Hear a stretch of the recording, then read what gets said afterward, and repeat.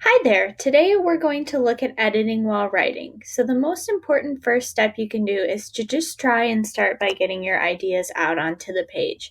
Doesn't matter if they're great ideas or really succinct or completely thorough. Just remember that to start writing, you want to just get what you have in your head out onto the page.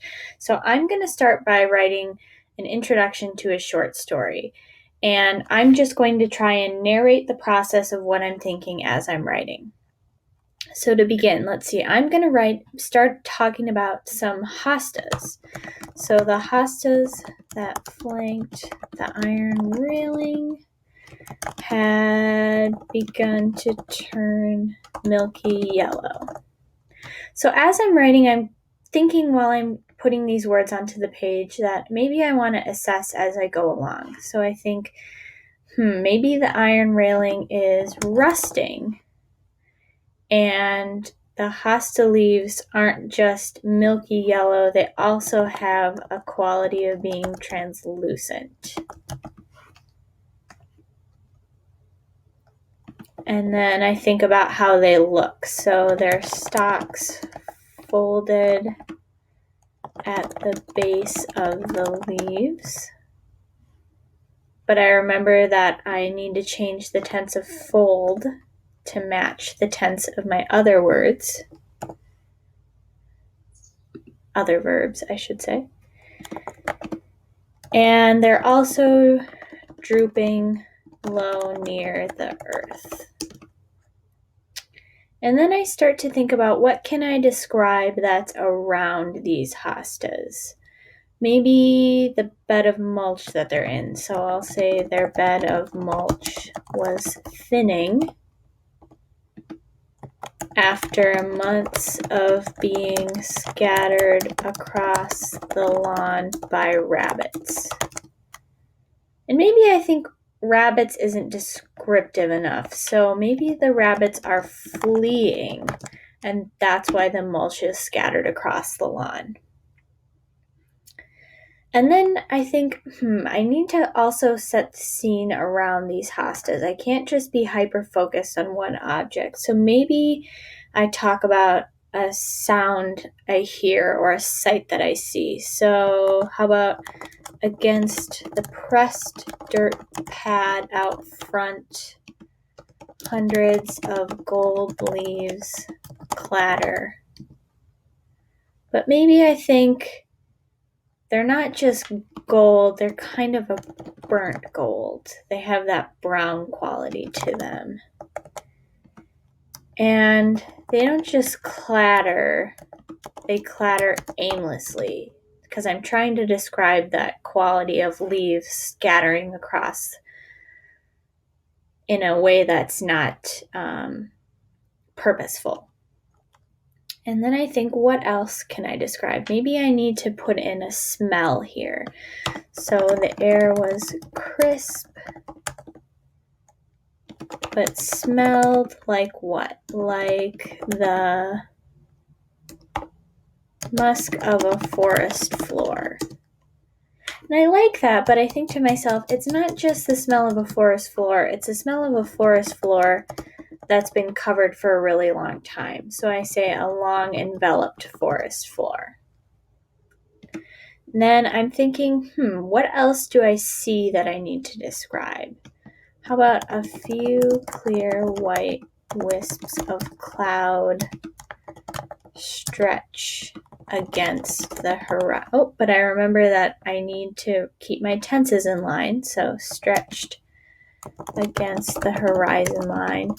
And as I'm thinking, maybe it's not that they're just stretched against the horizon line, but they're really tight. They're stretched taut against the horizon line. But maybe the rest of the sky was covered in a thin gray wash. But I don't like the word covered, so maybe I'm going to try shrouded in a thin gray wash.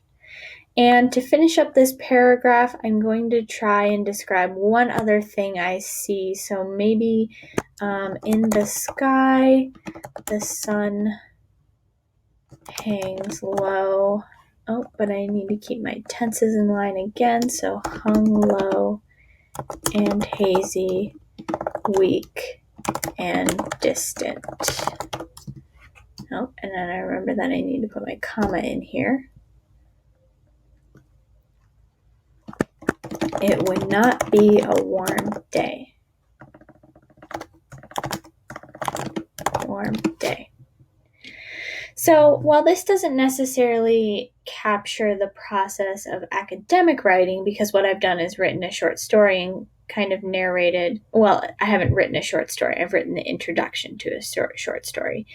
But the process of writing is still the same. As you're going through and you're writing your paper, you want to be kind of continuously assessing, am I saying and getting across what I mean? Do I need to go back and evaluate? Does that sentence match? For example, one of the things that I tried to pay attention to while I was writing is whether my verb tenses were matching each other so that everything made sense as you were reading it. Hi there. Today I want to talk to you about editing your writing. So what you see before you is a paragraph that I've created. Think of it as the introduction to a short story. And we're going to go through and look at ways that we can edit the writing to make this a better piece of work for the reader. So to start, I'm just going to read through and I'll narrate any time that I'm stopping and why I'm stopping. So, the hostas that flanked the iron railing, and then I think, maybe the iron railing is rusting, and that gives a more descriptive picture of what I'm seeing. So the rusting iron railing had begun to turn milky yellow. The hostas that flanked the rusting iron railing had begun to turn milky yellow. Maybe I think they're not just milky yellow, but they're also translucent, meaning practically see-through. You can nearly see through the leaves of this plant.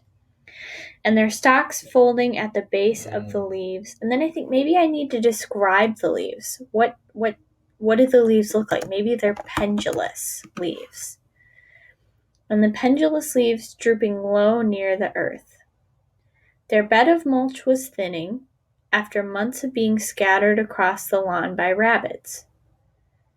But maybe I think, it probably makes more sense that the mulch is scattered across the lawn by fleeing rabbits that are running away really fast and kicking up the mulch as they go.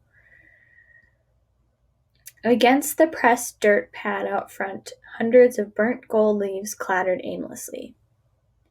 I'm thinking to myself, I like that sentence. I think it fits where it is and it makes sense, so I'm going to leave it as is. The air is crisp, but smelled. Oh, I noticed that I here have a present tense verb, but the rest of my verbs are in the past tense. So I need to change that. The air was crisp, but smelled like the musk of a long, and I'm missing a word here, so a long, shrouded forest floor, meaning a forest floor that's been covered for a long time. You know, the smell of leaves that have been kind of rotting on the forest floor for a long time.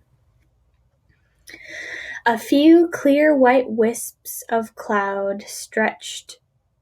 Maybe they're not just stretched against the horizon line, but they're stretched taut. They really look like they are stretched to their limit against that horizon line.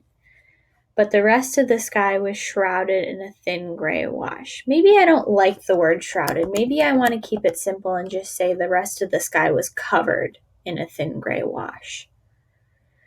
In the sky, the sun hung low and hazy, weak and distant. And here I think maybe I want to keep low and hazy together and weak and distant together, so I remove that comma. It would not be a warm day. That's just a brief overview of kind of the thought process that goes through one's head when they're doing editing. And something to keep in mind is that you always want to be going through and trying to catch, as you're assessing your writing, does this make sense? For example, if you noticed, I was reading the sentence about the air was crisp, and before it said the air is crisp, and I thought to myself, does that make sense? Would the reader understand what I meant? Probably, but does it match? No, so I need to change it.